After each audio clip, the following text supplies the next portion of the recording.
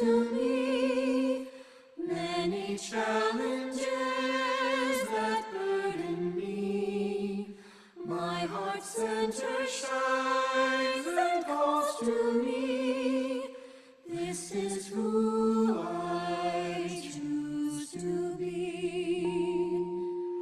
Sometimes less. Welcome to the Vibrational Alchemy Podcast. This is Penny Fisher, and we are so glad you are joining us for this week's episode.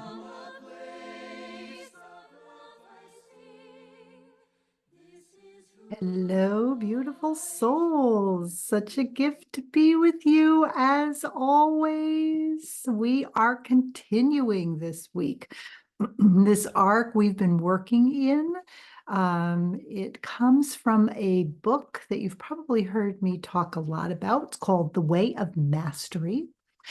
And one of the lessons in The Way of Mastery talks about these keys to the kingdom.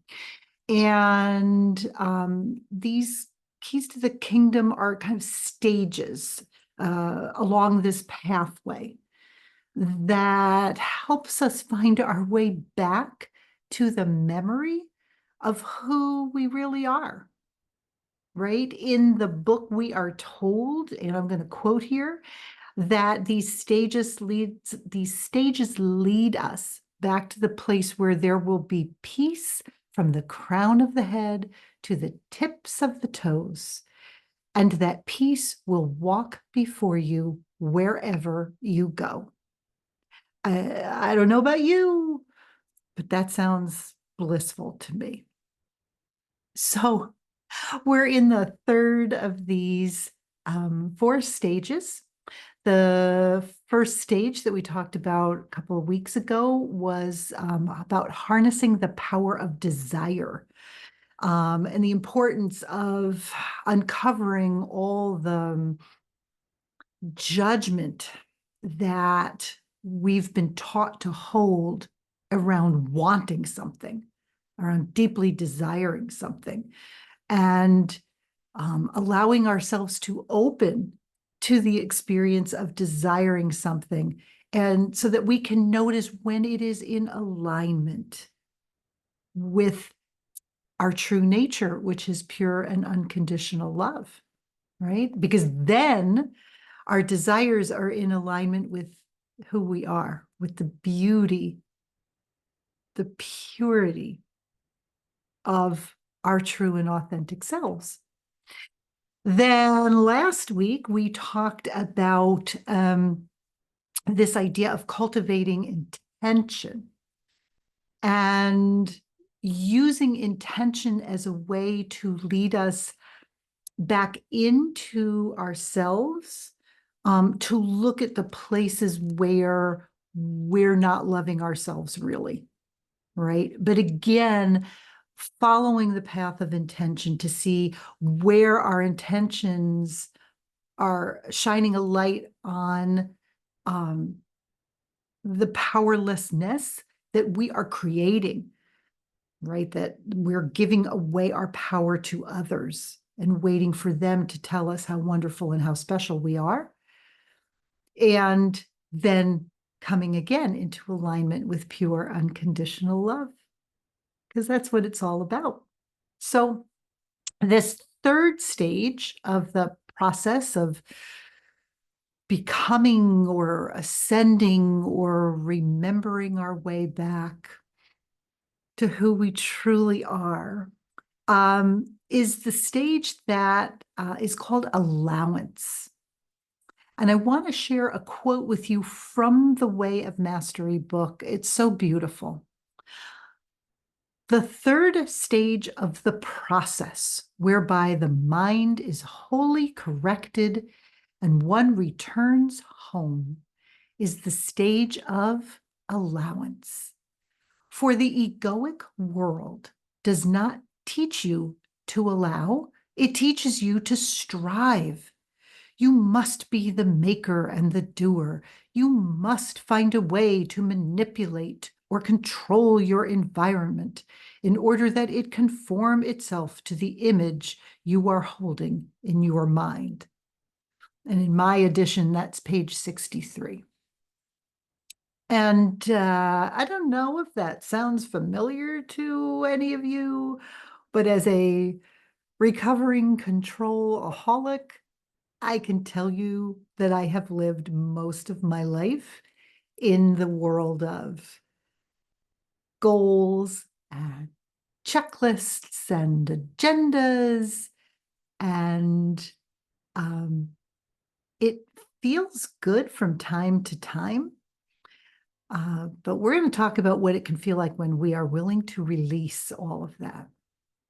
Right? One of my teachers comes from the Buddhist tradition, and he refers to this as grasping. And if we think about what happens when we grasp after something, right, we hold it and we hold it tightly. And so even if you take your hands and put them into fists and create a tremendous amount of tension, there's nothing flowing through there. Nothing can get through there, right? It's like if you were to grab I talk about a hose, right? The image of a hose a lot. If you take a hose and you grasp it, you cut off the flow of whatever is supposed to be moving through that hose or wants to move through that hose. And this is what control and allowance, a lack of allowance does, right? When we grasp after, oh my gosh, just think for a minute about the things that you have been acculturated to grasp after in your life. You have been acculturated to grasp after relationships, after money, after stuff, after jobs, right? We've been acculturated to think that we have to have all these external pieces in order to put the jigsaw puzzle of who we are together.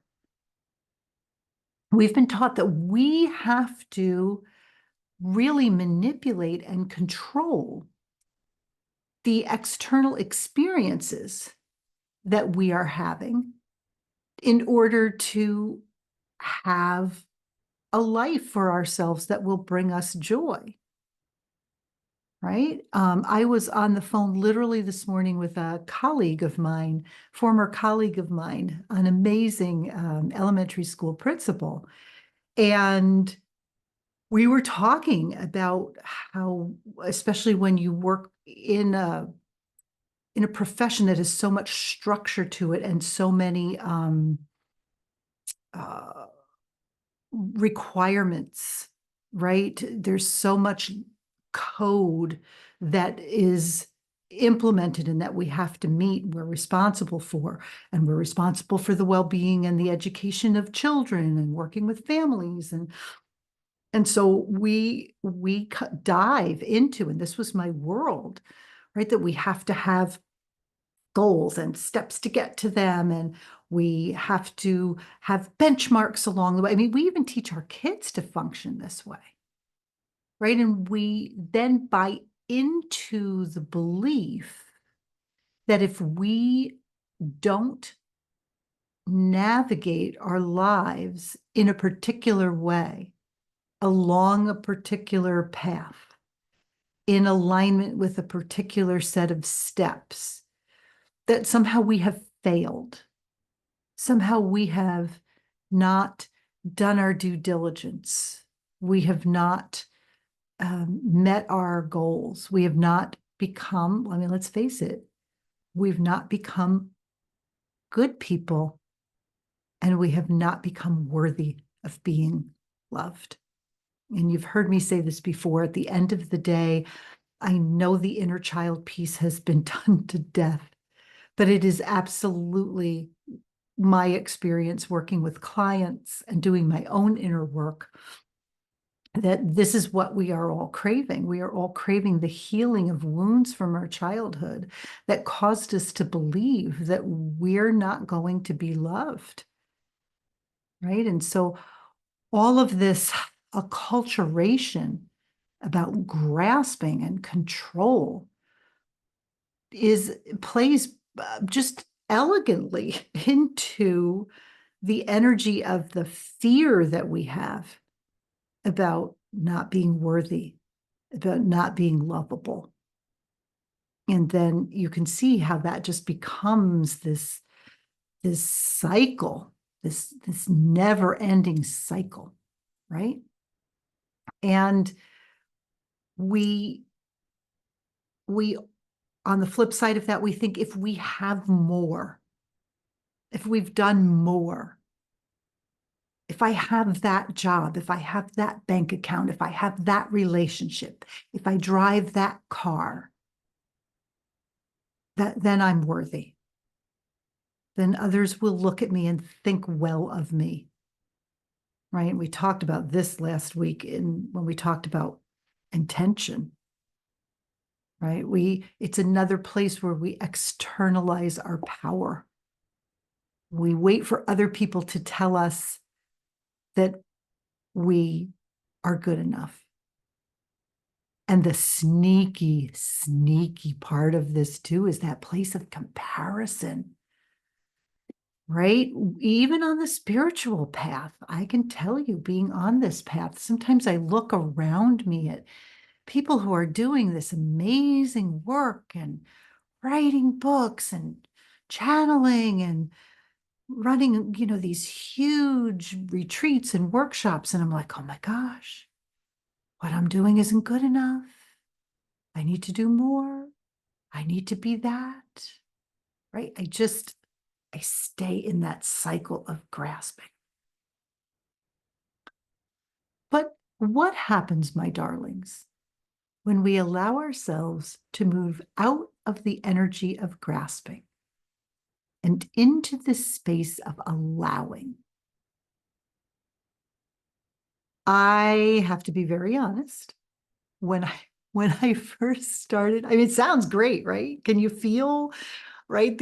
I can literally feel in my body the expansion of ah, moving into allowing.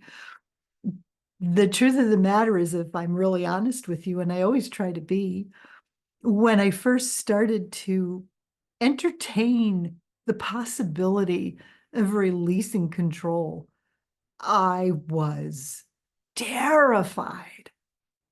I was terrified, right? You have this euphoric, ah, I feel so expansive. I feel so open. Everything's going to be fine. And then the first opportunity comes where you have to really release it. And you're like, well, for me, anyhow, I was like the little rat in the cage, right? And as I started to really sit with it, what do we always say? Stay curious. And as I started to breathe and stay curious about what was causing that gut-wrenching fear,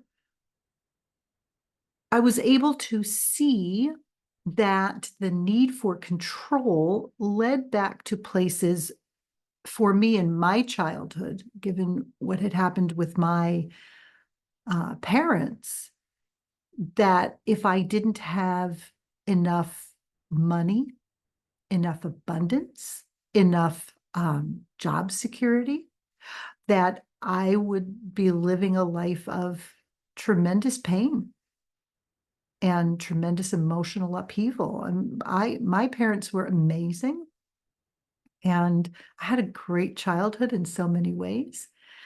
They went through some really, really difficult life circumstances that caused them to literally lose everything in terms of the material world, right? And it was challenging for me as a kid. And then mostly this happened during my teen years and my early adult years. But to watch them go from living a life where they were comfortable, financially secure, right, to literally having to deed their house over in lieu of foreclosure. It was hard and left me scarred. And I have spent a lot of my adult life working on those wounds because they have restricted the flow of abundance in my own life. I've been so busy worrying about that, grasping after it from a place of fear, that there was no way that abundance could flow into my life. But I have had the gift of feeling completely out of control and having to release it all, of having to say, for instance, some of you have heard this story, but of having to say, after years of commuting an hour and 15 or 20 minutes with two young children from a very small home that we bought right before the market crashed, so we had no way to get out, of feeling more and more overwhelmed and exhausted, and having to finally, on my hands and knees, say, hey, look, God, I can't do this anymore. There's no way out. My intellect cannot find a way out of this. I have to release the grasp on it. And I don't know what's going to happen.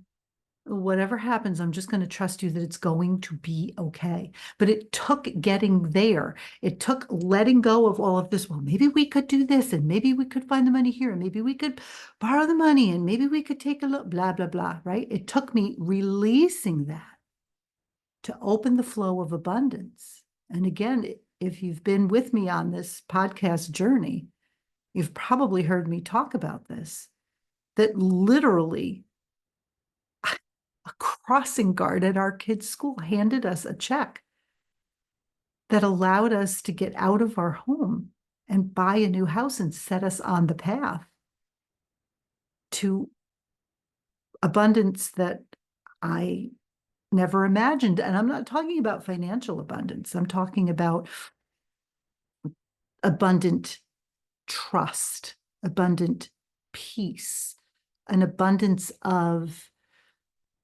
willingness to release control and allow what I needed to flow into my life, right? But it took the release. I'm sharing this with you, my darlings, because as I share these two stories, my parents' story and my story, I'm reminded of the profound power of vibration, right? We know this from the world of the quantum, that everything vibrates, including our emotions and our thoughts. And the rate at which we vibrate will attract to us other things that vibrate at that same rate. So if I stay in the place of contraction, if I stay in the place of grasping, then that's what I attract to me. Experiences, people that are contracted. Abundance can't get in. There's no place for it to come. But when I release, when I let go, all of a sudden, everything started to flow. It was like, that place of release and expansion. That's the word I want. One of my favorite books, you've heard me talk about it often, I'm sure, is a book called Oneness, and the author is Rasha. And they put it this way in the book. As one shifts one's focus from the attachments that keep one tied to material priorities out of fear of loss, and embraces the inner directedness and the sense of trust that transcends those concerns, one is able to let go. And it is in the letting go of the limitations of the one that the limitlessness of the other may be realized. And in my edition, that's page 93. And this, beautiful souls, is the power of allowance. We started with the first key to the kingdom, and we talked about experiencing desire. And we talked about really becoming detectives about our desires so that we could notice when they're in alignment with our highest good, with our true and authentic selves, with, with unconditional love. And when they are, we rest in them, we allow. From there, we talked about the second key to the kingdom. From those desires, now we create intentions. And that intention, too, we want to check in with. Is it in alignment with our true purpose, which is to be love in the world? And when our intentions are in alignment with that, there's more expansion. And we draw toward ourselves everything that we need to continue our journey to remembering who we are, divine, perfect beings, aspects of God, source, creator, all that is. And when we are willing to step into now the place of allowance that releases any, what do I want to say, any plan for how those intentions are going to become reality. We are turning up the flow on abundance in our lives like you can't believe. We are able to receive everything that we need to learn our life lessons, to be love in the world, to bring heaven to earth. And one of the big lessons that I've learned along the way, and I would love to share with you, is that when we step into the space of allowance, I think it's really, really important to be willing to release how. So I knew I wanted a new home. I knew I needed to live closer to work. I knew that what was happening for my family was not safe or healthy. But I was so busy trying to line up the steps that I put a kink in the hose. When I released that, something that was so crazy that I couldn't have made it up happened, and everything flowed. And I had this exact same thing happen again when I retired. We weren't going anywhere. We were sitting tight. We had a 5-year plan to figure out where we wanted to go. And before I knew it, the house was on the market. And now I'm freaked out again because everything that we have is tied up now in the new house. We have nothing. And there's all this big stuff that starts to happen with our house. Oh, the septic system fails. We've got an abandoned oil tank, blah, blah, blah. And I freak out. And then I remembered, allowance. Just allow, Penny. Just stop grasping, stop trying to fix it, stop trying to plan for it. And my darlings, I am telling you, the minute I did that, everything flowed. And it was miraculous, right? I let go of the shoulds. It should be like this. It should be like that.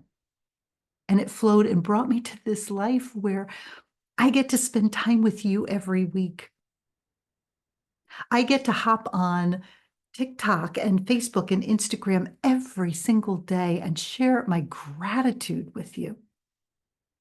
I get to offer classes once a month on Eventbrite and run 6-week courses that help people come into alignment with self-love.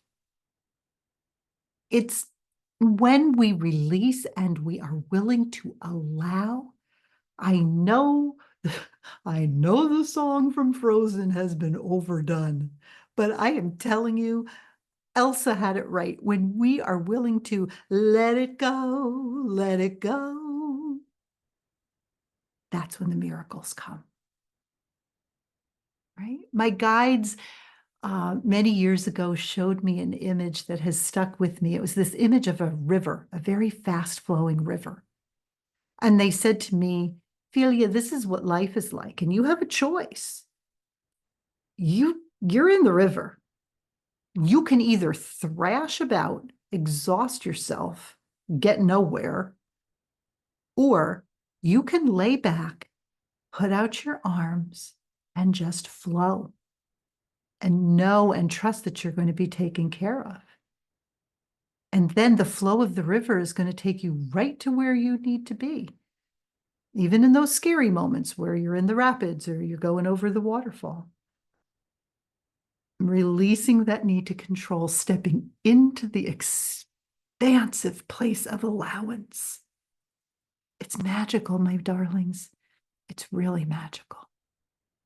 So, all of this sounds nice, but how do we get from that place that at least I experienced of like, oh my gosh, like nauseating fear, right? To this place of complete openness and allowance and flow. It sounds great, but oof, how do I get there? For me, I believe that we always start by partnering with our physical bodies. Our bodies will show us where we are grasping, where we are not releasing and allowing flow. We'll feel it in our physical bodies.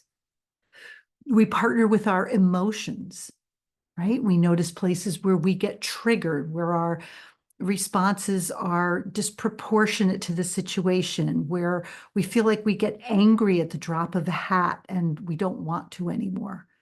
That will show us places that we're grasping or holding on to something. And when we find those places, we do what we know how to do. We breathe. And the breath, sweeties, has several purposes, right? You know, I'm going to say we follow the breath into the sacred heart space. There's a physiological thing that happens also, right? I want you to imagine that you're in a situation that is really triggering you to activate fight, flight, or freeze mode.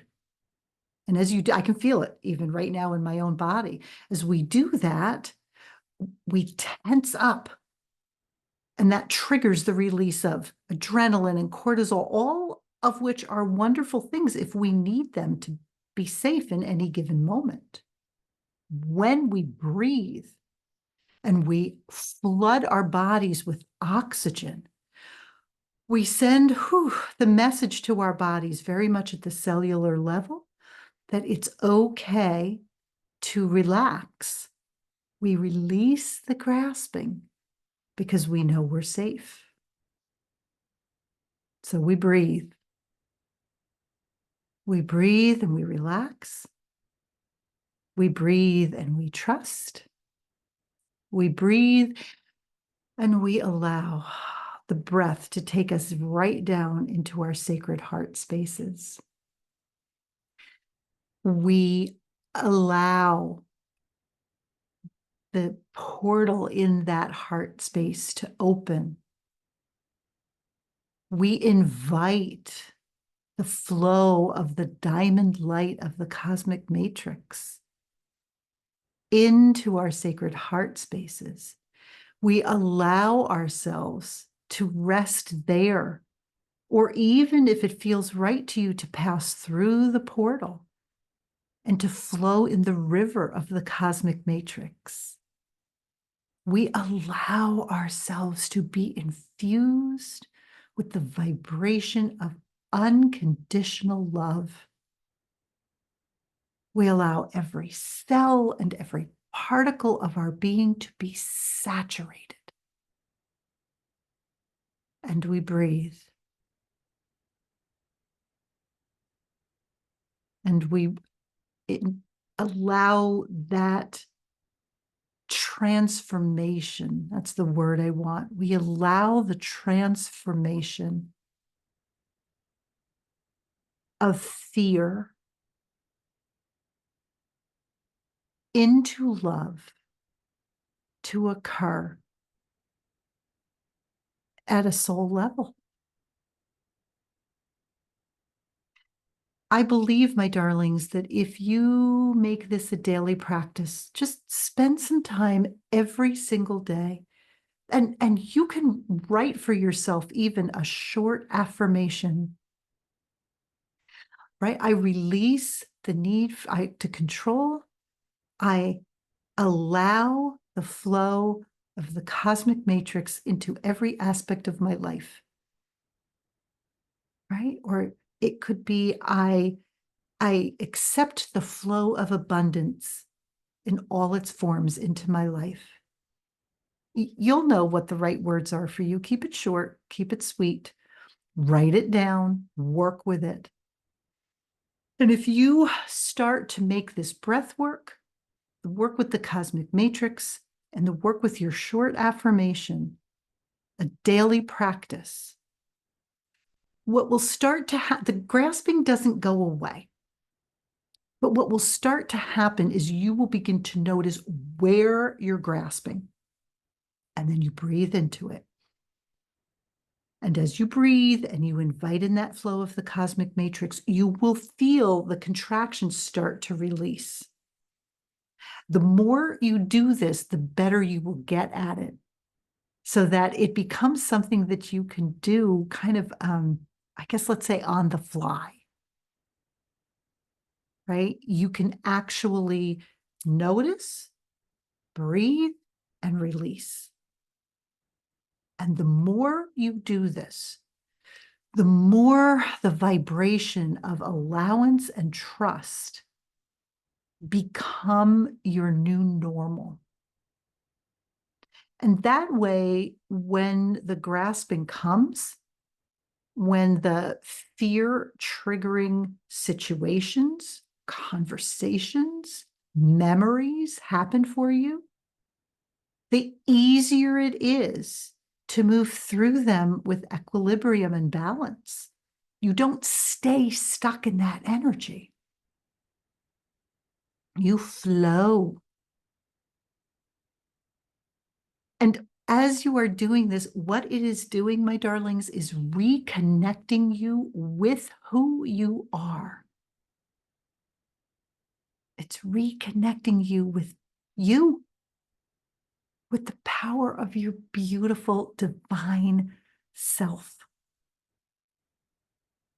And as this energy flows more and more, you're going to feel your heart open. You're going to feel your solar plexus expand.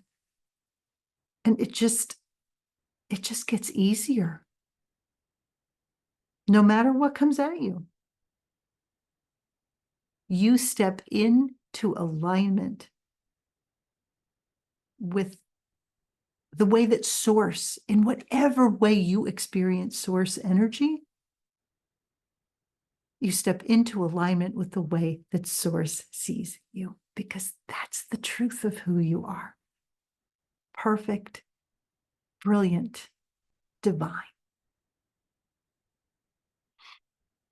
Oh, my darlings, I am so grateful to each of you for joining me. I do not have enough words to express the gratitude that I have for the opportunity to be in this space with you every week. I am Penny Starhart. This has been the Vibrational Alchemy Podcast. And until we are together again, remember always that you are loved and you are love. This is who I choose.